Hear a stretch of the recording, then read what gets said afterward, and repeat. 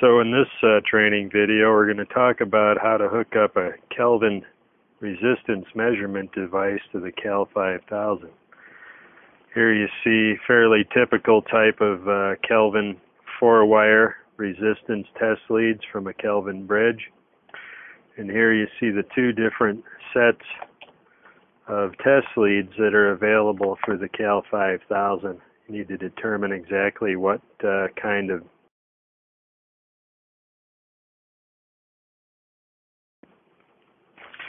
So if you look closely at the two sets of leads for the resistance measurement, you see one that's comprised of two parallel plates of phenolic fiberglass, each with a copper layer for good continuity. And then you see another set that's comprised of two parallel plates with a mil spacing in between them. That's for two different types of Kelvin leads. The type we're going to focus on now is this type with the two plates separated by the fiberglass, and this type of 4-wire Kelvin lead.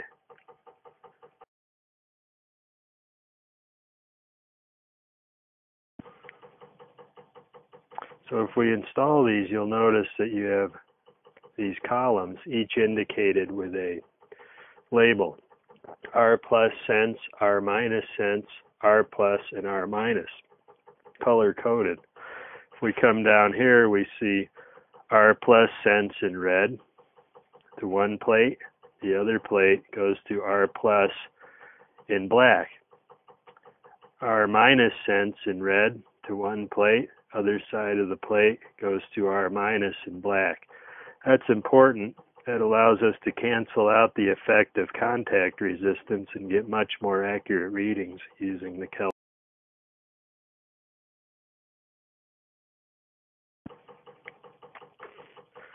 So now you see we're hooked up in the 0.01 ohms range. This is where we would get out our Kelvin lead set and hook them up.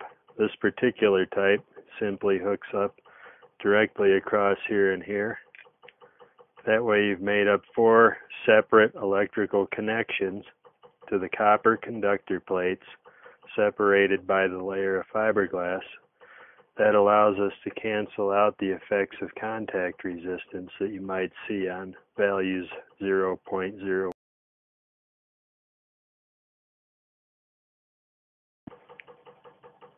Of course, there's other types of Kelvin clamps on the market. Here's some other ones that you might see on various types of equipment. Again, the same concept is in play, where 4 discrete connections are made up, enhancing the readout capability.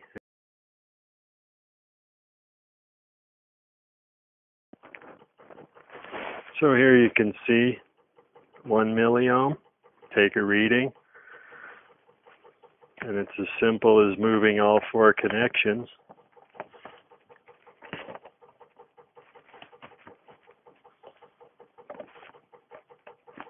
Take another reading.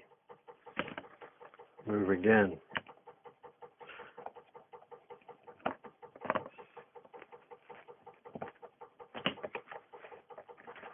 Take another reading. The concept in play here is you can rapidly move up the decade values of resistance and quickly verify the reading.